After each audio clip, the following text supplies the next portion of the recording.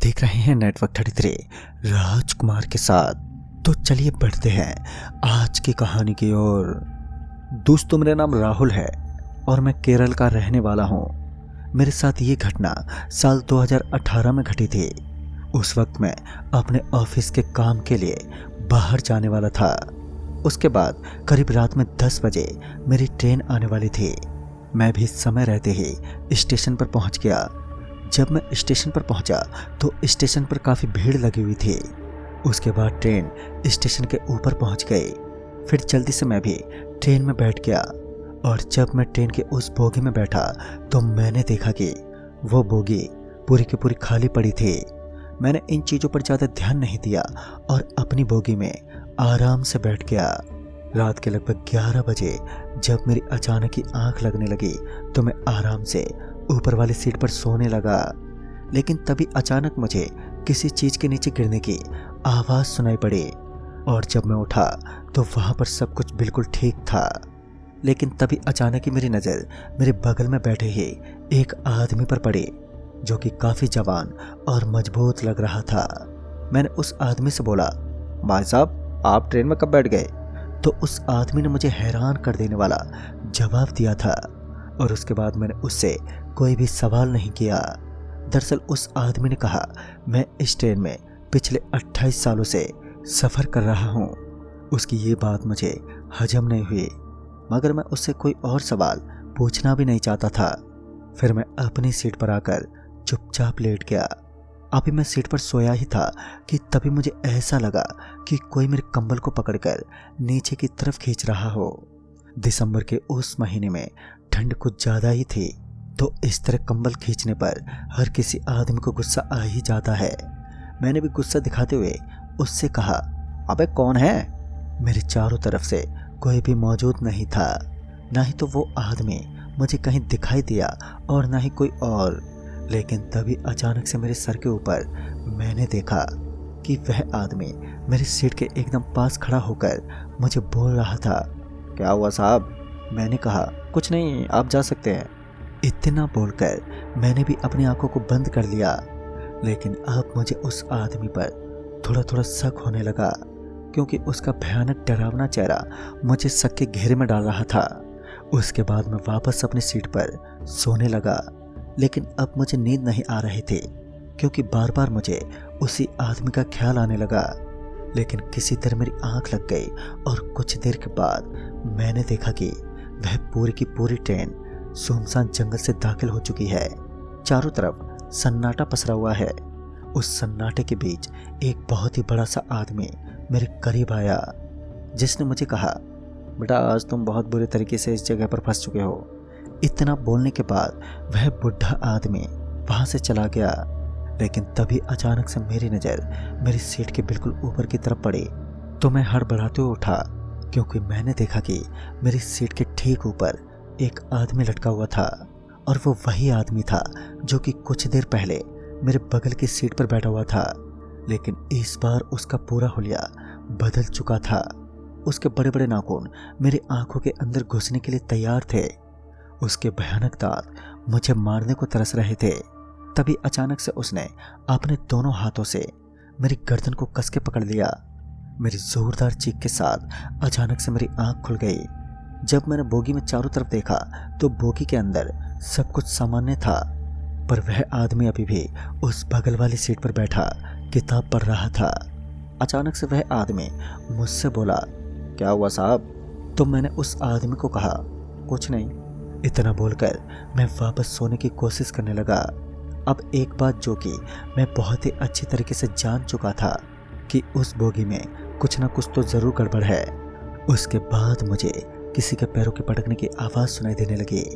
लेकिन जब मेरी आंखें खुली तो वहाँ चारों तरफ से कोई भी नज़र नहीं आ रहा था। चारों तरफ केवल और केवल खामोशी पसरी हुई थी और वह आदमी कंबल ओढ़कर आराम से सो रहा था। मुझे ऐसा लगा कि सब कुछ सामान्य है, तो मैं वापस बोगी की उसी सीट पर बैठ गया। अब मुझे तो वैसे भी नींद तो आने वाली नहीं थी, तो मैं आराम से बैठा रहा। अभी तो मेरा सफ़र काफ़ी लंबा होने वाला था। लगभग मुझे 3 घंटे का और सफ़र तय करना था और उस समय रात के करीब 1 बज रहे थे। तभी मैंने देखा कि ट्रेन किसी स्टेशन पर रुकी हुई है। मैं चाहता था कि मैं जाकर किसी और बोगी में बैठ जाऊं, लेकिन ट्रेन के नियम और कानूनों की वजह से मैं किसी और बोगी में नहीं जा सकता था।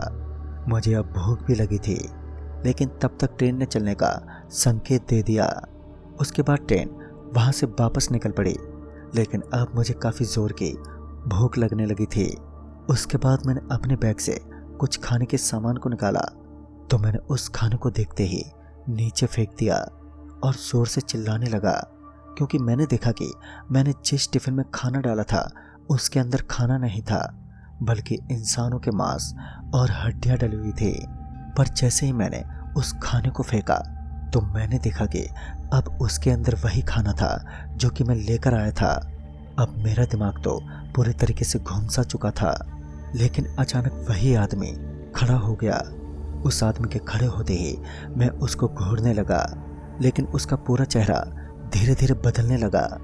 वह आदमी कुछ देर पहले नॉर्मल लग रहा था, मगर अब उसका चेहरा जानवरों के जैसे रूप में तब्दील हो गया और उसके हाथ और पैरों पर बड़े बड़े बाल भी उत्पन्न हो गए। उसके बाद वह आदमी धीरे धीरे नीचे उतरने लगा, मगर तब तक मैं सीट से नीचे उतरा और फिर भागता हुआ बाथरूम में चला गया। मैंने बाथरूम को अंदर से बंद कर लिया, लेकिन तभी उस दरवाजे के खटखटाने की आवाज़ मुझे सुनाई देने लगी। मैं समझ चुका था कि यह वही इंसानी रूपी काली आत्माओं का शहंशाह है जो कि शुरुआत से लेकर मेरे पीछे पड़ा था, और उसने उल्टे सीधे जवाब भी दिए थे और अब मुझे उसके जवाबों का उत्तर मिल रहा था। लेकिन तभी एक डरावनी आवाज़ मेरे कानों में पड़ी। वह आवाज़ कुछ ऐसी थी मानो कोई मुझे दरवाज़ा खोलने के लिए ये कह रहा हो कि दरवाज़ा खोलो। लेकिन मैं क्या पागल था जो सिर्फ उसके कहने पर दरवाज़ा खोल देता। लेकिन मुझे उसी बाथरूम में एक औरत की लाश ऊपर झूलती हुई दिखी। अब तो मेरी चीख निकल गई और मैं जल्दी से बाथरूम का दरवाज़ा खोलता हुआ बाहर निकला। जब मैं बाहर निकला तो बाहर सब कुछ सामान्य सा लग रहा था।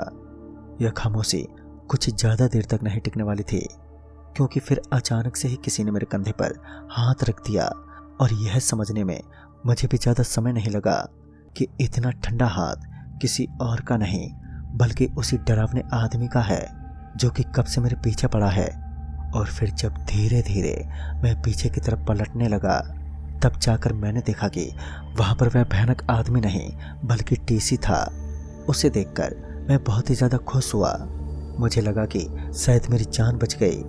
फिर मैं अपने आंखों को मसलता हुआ टीसी को कुछ कहने लगा, लेकिन जब मेरी आंखें दोबारा खुली तो मैंने देखा कि मेरी आंख मसलने के बाद वह वहाँ से गायब हो चुका है।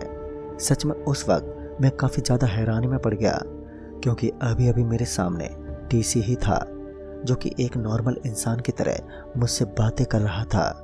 फिर वह अचानक वहाँ से गायब हो गया। ये बात तो मेरी समझ से बिल्कुल बाहर थी। तभी अचानक से किसी रोने की आवाज़ सुनकर मैं एकदम दहल उठा। मैंने अपनी निगाहें चारों तरफ घुमाई तो कोई भी मौजूद नहीं था। फिर ये आवाज़ आई तो आई कहाँ से? मैं अभी यही सोच रहा था कि तभी अचानक से मुझे वहाँ पर बहुत सारे रोने और चिल्लाने की आवाज़ सुनाई देने लगी।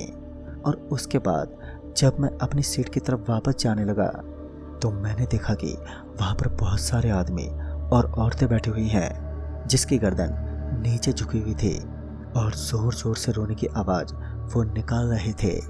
लेकिन मैंने उन सब पर ध्यान दिया तो मुझे दिखाई पड़ा कि उनमें से किसी का हाथ कटा हुआ था तो किसी की टांग टूटी हुई थी। सच में वह नज़ारा कपकपा देने वाला था। किसी की तो गर्दन भी टूटी हुई थी। इस बात को समझने में मुझे समय नहीं लगा कि यह सब इंसान नहीं बल्कि ये सब आत्माएं हैं, लेकिन ये शायद मुझे नुकसान पहुंचाने की कोशिश नहीं कर रहे थे। मगर तभी अचानक से मुझे ऐसा लगा कि मेरा पैर जकड़ चुका है। और उसके बाद जब मेरी नज़र नीचे की तरफ पड़ी तो मैंने देखा कि मेरा पैर एक टूटे हुए हाथ के अंदर अटक चुका था। वह हाथ काफ़ी विशाल और भयानक लग रहा था। मैंने अपने पैर को उस हाथ से छुड़वाने की कोशिश की और मैं सफल रहा। फिर मैं थोड़ा आगे की तरफ चलने लगा, लेकिन उसके बाद मैंने देखा कि वहाँ से सब कुछ गायब हो चुका है। मैं ये बात तो अच्छे तरीके से जानता था कि यह खामोशी ज़्यादा देर तक एक बार फिर नहीं टिकने वाली। और फिर वही हुआ जिसका मुझे डर था। जब मैं उस जगह से थोड़ा सा आगे आया तो मुझे एक बार फिर से रोने और चिल्लाने की जोर से आवाज़ें सुनाई देने लगी, मगर अब मैं बिल्कुल भी पीछे की तरफ पलटकर देखना नहीं चाहता था, क्योंकि पीछे देखना मतलब अपनी मौत को दावत देना। मैं चुपचाप आगे ही बढ़ता रहा, लेकिन थोड़ा आगे बढ़ने के बाद मुझे पीछे से एक आवाज़ आई, कहाँ जा रहे हो उस्ताद? ये आवाज़ सुनकर मैं पीछे की तरफ बिल्कुल भी नहीं पलटा, क्योंकि मुझे पूरा भरोसा था कि ये वही आदमी है जो कि मुझे सबसे पहले इस ट्रेन की बोगी में नजर आया था। इसलिए मैं पीछे तो पलटना नहीं चाहता था। एक सामान्य सा आदमी जो मुझे लगा था, मगर मुझे क्या पता था कि वह सामान्य आदमी कोई सामान्य आदमी नहीं, बल्कि हैवानों की बस्ती का शहंशाह है। मैंने चुपचाप अपना बैग उठाया और फिर वहां से निकल पड़ा। अब मैं उस चलती हुई ट्रेन से कूदना चाहता था, मगर ट्रेन काफ़ी रफ्तार में थी। मैं ये बात अच्छे तरीके से जानता था कि अगर मैं ट्रेन से कूदा तो फिर मेरी हड्डी पसलियाँ खंडर बन जाएंगी। इसलिए मैं अभी ट्रेन का रुकने का इंतज़ार कर रहा था, लेकिन तभी अचानक से मुझे ऐसा लगा कि कोई मेरे बिल्कुल पीछे खड़ा है। लेकिन उस वक्त ना ही तो मैंने पीछे पलटना ठीक समझा और ना ही उस पर ध्यान देना। मैं चुपचाप वहीं बोगी के दरवाजे के पास ही खड़ा रहा। लेकिन मैं कब तक वहाँ पर खड़ा रहता, क्योंकि अब मुझे पीछे से रोने और चिल्लाने की आवाज़ें काफ़ी तेज़ी से आने लगी। मुझे अब ऐसा लगने लगा कि मुझे जल्दी यहाँ से कूदना होगा। लेकिन तब मैंने देखा कि सामने की तरफ मुझे थोड़ी रोशनी नज़र आ रही थी। मुझे लगा कि अब थोड़ी ही दूर तक मुझे अपने आप को बचा कर रखना है। और ट्रेन थोड़ी दूर आगे जाने के बाद अचानक से धीमी गति में आने लगी, मगर अब ट्रेन उस जगह पर रुकने ही वाली थी कि मैं अचानक से ट्रेन से कूद गया और सीधा पत्थरों पर नीचे गिर पड़ा। गिरने की वजह से मुझे थोड़ी चोट तो आई, मगर मैं चोटों को सहते हुए स्टेशन तक पहुंच गया। तब कहीं जाकर मेरी जान में जान आई। दोस्तों, वाकई ये दृश्य को मैं अपने जीवन भर भुला नहीं सकता। तो दोस्तों, इस कहानी में बस इतना ही। तो मैं आपका दोस्त राजकुमार जल्द ही मिलूंगा एक और नई कहानी के साथ। तब तक के लिए बाय एंड टेक केयर।